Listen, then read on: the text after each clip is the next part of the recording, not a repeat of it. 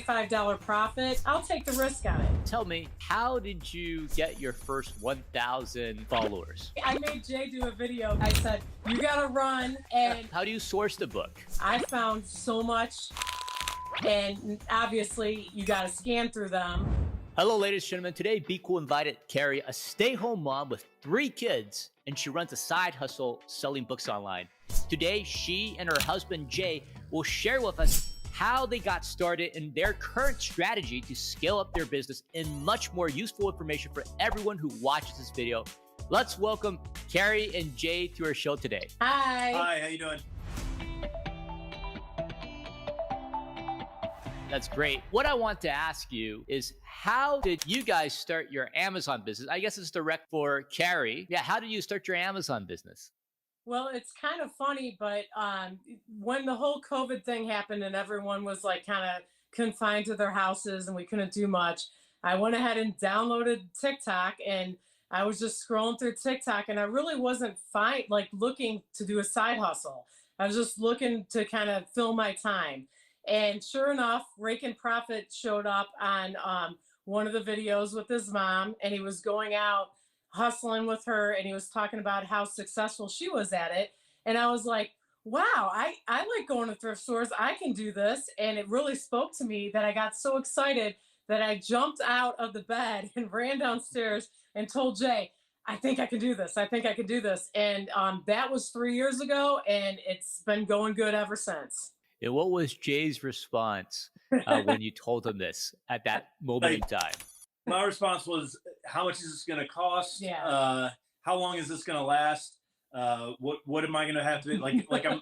The game's on, so can we talk about this after the game? Like I wasn't super enthused at first.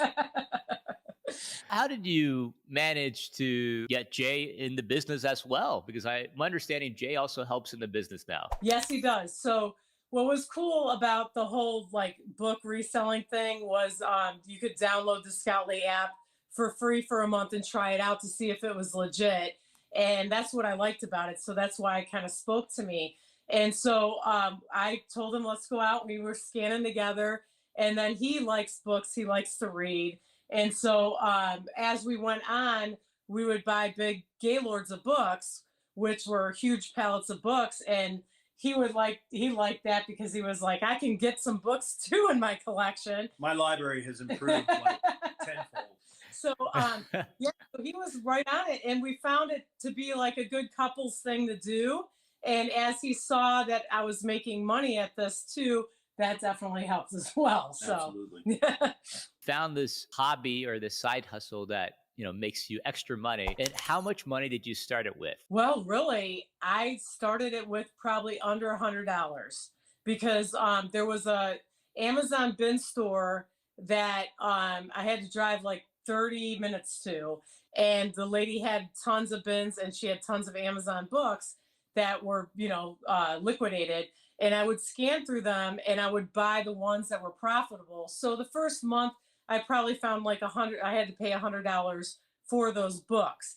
But then after that, the money just started coming in. And so whatever money I made, I just would throw it back into my business. And it just was great from there on out. And there were tons of thrift stores where we were located at the time.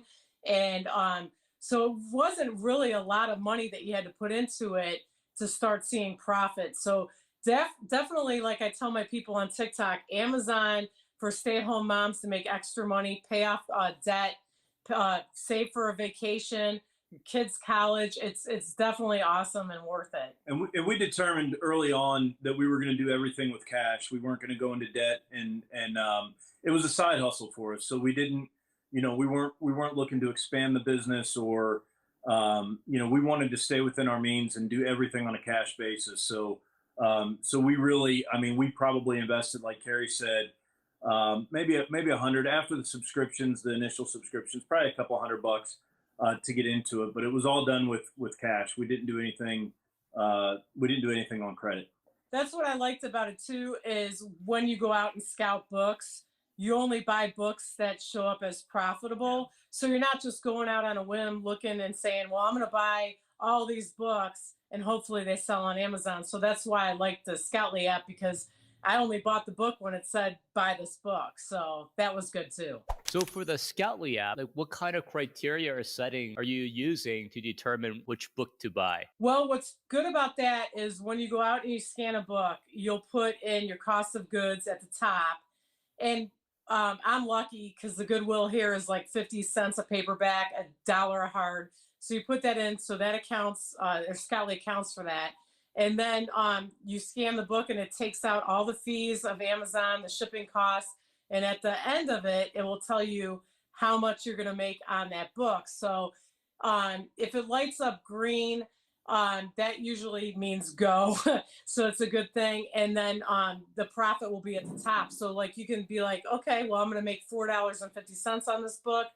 Good, I'm going to buy it. Usually at the low end, I'll buy a book for $2.50 at most for a profit.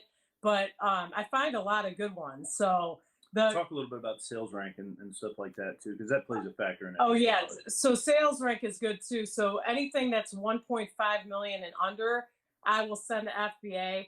1.5 million and over, if it has like a couple sales and it there's a big profit there, I'll buy it and take the risk on $1 book and list at FBM. And I've sold a lot of books that were like 3.5 million and over that I bought for $1 for like a $210 profit. Yeah, it might sit on my shelf for a while, maybe 6 months to a year, but it's worth keeping.